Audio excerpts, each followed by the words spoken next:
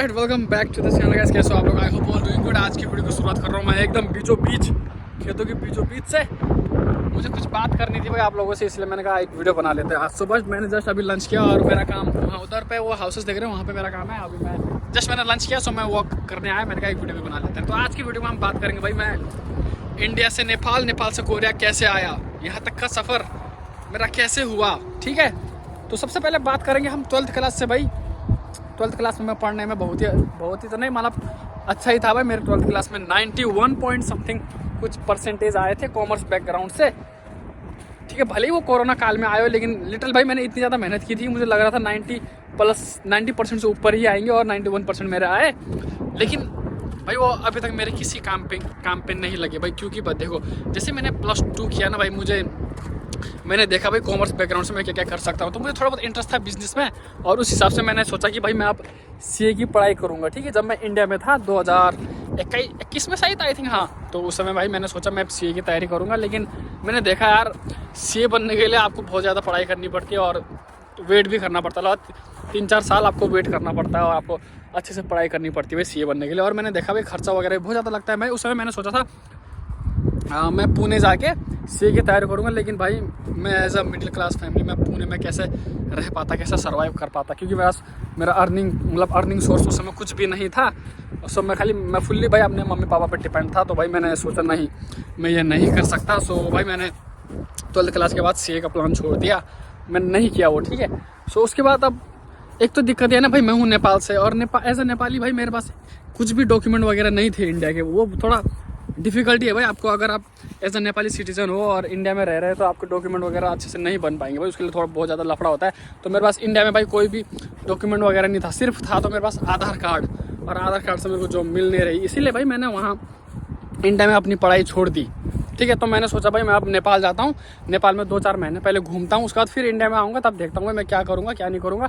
मैं सोच रहा था भाई वैसे कंप्यूटर वगैरह सीखता हूँ, कहीं छोटी मोटी जॉब कर लूँगा, ऐसा था मेरा प्लान। लेकिन जैसे ही मैं नेपाल गया ना भाई, इंडिया से जब मैं नेपाल गया तो मेरा माइंड वहाँ चेंज हो गया भाई। ठीक है, सो ये हवा चल रही यार बहुत ज़्यादा भाई। मैं यहाँ पे थोड़ा कपड़े सुखाने आया था, सुखा दिया। अब चलो भाई।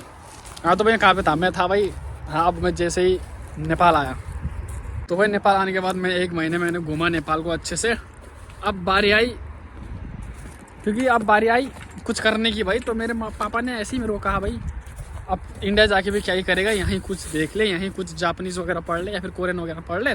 उस टाइम पे भाई कोरियन लैंग्वेज का क्रेज़ बहुत ही ज़्यादा था। सो मैंने ऐसे ही सर्च किया भाई कोरियन लैंग्वेज है क्या, और कोरियन पढ़ के क्या ही होगा। उसके बाद धीरे धीरे मेरे को पता चला, हाँ भाई अगर आप कोरियन लैंग्वेज पढ़ोगे तो आपको एक एग्ज़ाम देना पड़ेगा। एग्ज़ाम देने के बाद आप कोरिया आ सकते हो, और कोरिया में आके आपको काम करना पड़ेगा, जैसे मैं अभी काम कर रहा हूँ ना, हाँ, ऐसा काम करना पड़ेगा। और लेकिन उससे आप अच्छा खासा पैसा कमा सकते हो भाई विदेशों में। ठीक है, सो मेरे को थोड़ा बहुत इंटरेस्ट लगा। मैंने कहा अबे यार ये तो अच्छा है, कोरियन लैंग्वेज पास करो और जाओ, और अच्छा खासा आप इनकम कर सकते हो कुछ समय के लिए। सो मेरा भी यही था भाई, हाँ भाई मैं जाता हूँ, कोरिया जाता हूँ, और मतलब कोरिया जाके थोड़ा बहुत मतलब जितना भी हो सकता, जितने साल भी हो सकते मैं काम करूँगा। उसके बाद फिर देखेंगे आगे क्या करना है। सो इस हिसाब से भाई मैंने कोरियन लैंग्वेज पढ़नी शुरू की। सबसे ज़्यादा भाई मेरे को हेल्प किया कोरियन लैंग्वेज पढ़ने में वो है यूट्यूब भाई। आप यूट्यूब से कुछ भी पढ़ सकते हो, कुछ भी सीख सकते हो। ठीक है, तो मेरे को टोटल लगा भाई 8 महीने मैंने कोरियन लैंग्वेज पढ़ी। उसके बाद मेरा था एग्ज़ाम, और मैंने एग्ज़ाम दिया, और मैं फर्स्ट अटेम्प्ट में भाई मैंने एग्ज़ाम को पास कर लिया। सो मेरे को बहुत अच्छा लगा, क्योंकि भाई मैंने मेहनत भी बहुत ज़्यादा की थी भाई। एक अटेम्प्ट में निकालने के लिए मैंने मेहनत भी बहुत ज़्यादा की थी। एक ही अटेम्प्ट में मैंने अपने एग्ज़ाम को क्लियर किया। उसके बाद फिर मैंने सोचा भाई अब मैंने एग्ज़ाम पास कर लिया तो शायद अब मैं 2-3 महीने के अंदर ही कोरिया चले जाऊँगा। लेकिन ऐसा नहीं हुआ यार, मेरे को भाई पूरा 1 साल वेट करना पड़ा, 1 साल कोरिया आने के लिए। ठीक है, इतनी जल्दी नहीं आया भाई मैं कोरिया। मेरे को एग्ज़ाम देने के बाद भी मुझे टोटल 1 साल लगा कोरिया आने के लिए। तो इस हिसाब से भाई मेरे को पूरे 2 साल की मेहनत है भाई। मैं सबसे पहले भाई 8 महीने, तो फिर जैसे तैसे भाई फिर भाई फाइनली 2 साल बाद मैं कोरिया आ गया। और कोरिया आने के अभी मेरे को कोरिया आए हुए भाई लगभग 1 साल होने वाले, और बहुत सारी चीज़ें मैं सीख भी चुका हूँ।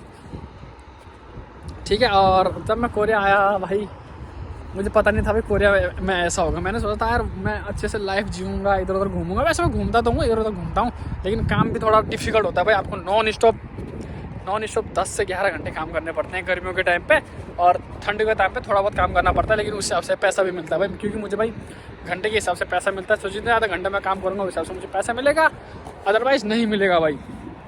इस तरह से भाई मैं किस तरह से मैं इंडिया में था। इंडिया के बाद मैं नेपाल आया, नेपाल में मैंने 2 साल स्पेंड किए। उसके बाद फाइनली मैं अभी फ़िलहाल कोरिया में हूँ गाइज़, और कोरिया में ही काम कर रहा हूँ। आपको मैं अपने काम रिलेटेड व्लॉग्स वगैरह डालते रहता हूँ।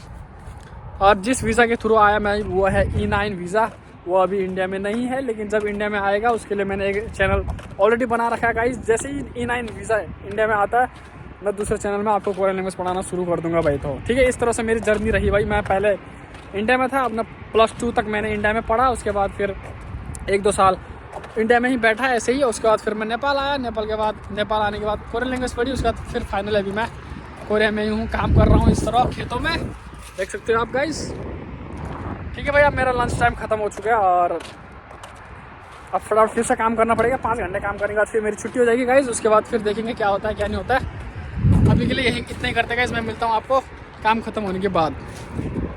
सो भाई ये है नेक्स्ट डे ब्लॉगिंग का, और मैंने जस्ट खाना खा लिया फिर से, और अभी मैं जा रहा हूँ बाइक में रूम की ओर। कल तो मैं चल के गया, लेकिन आज नहीं हुआ, आज हम बाइक में जाएंगे गाइस। सो इस तरह का व्यू है भाई अभी का फ़िलहाल। वहाँ है मेरा रूम और चलते हैं वहीं पे भाई।